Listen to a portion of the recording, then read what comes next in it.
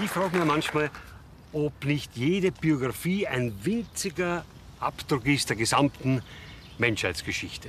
Dass jeder Mann in meinem Alter seine eigene Renaissance erlebt. Renaissance. Blasse Erinnerung an die eigene Blüte. Und für Männer in der Renaissance gibt es zwei ganz wichtige Gesetze. Erstens Machismo, sowieso, braucht man nicht reden hier in Bayern, aber Machismo richtig. Machismo falsch ist, in der eigenen Küche zu stehen und zu fragen, wo ist denn das Salz?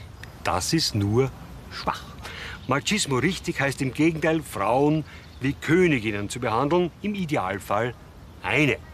Weil jeder von uns, der schon mal stereogam gelebt hat, weiß, das ist mehr Mühe als Freude. Aber man macht's halt. Also Frauen wie Königinnen zu behandeln und die guten Frauen, die wirklich guten Frauen, können das nehmen und behandeln uns dann wie Fünfjährige, die man bei Mensch ärgere dich nicht gewinnen lässt. Und wir kriegen das nicht mit und fühlen uns super. Das ist Machismo richtig.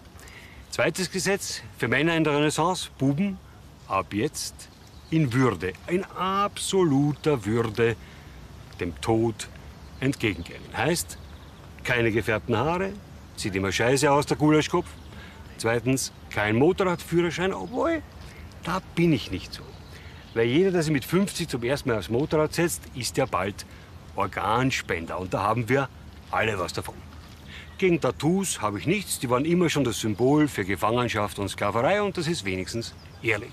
Und viertens, ganz wichtig für Buben über 50, besonders in Deutschland, keine kurzen Hosen. Und da höre ich wieder so ein kleines na. Kurze Hosen sind das ideale Kleidungsstück bei Hitze, Freunde. Wenn dem so wäre, gäbe es längst in den heißesten Regionen dieses Planeten alte Kulturen mit kurzen Hosen. Gibt's aber nicht. Oder schon mal einen Beduinen in der Bermuda gesehen? Na ja, aber die Amerikaner, wieso orientieren wir uns immer an den Bewusstlosesten? Und dann höre ich noch das Argument, na ja, Männer in kurzen Hosen ab 50 schauen einfach cool aus. Gut, hätten wir das besprochen, oder?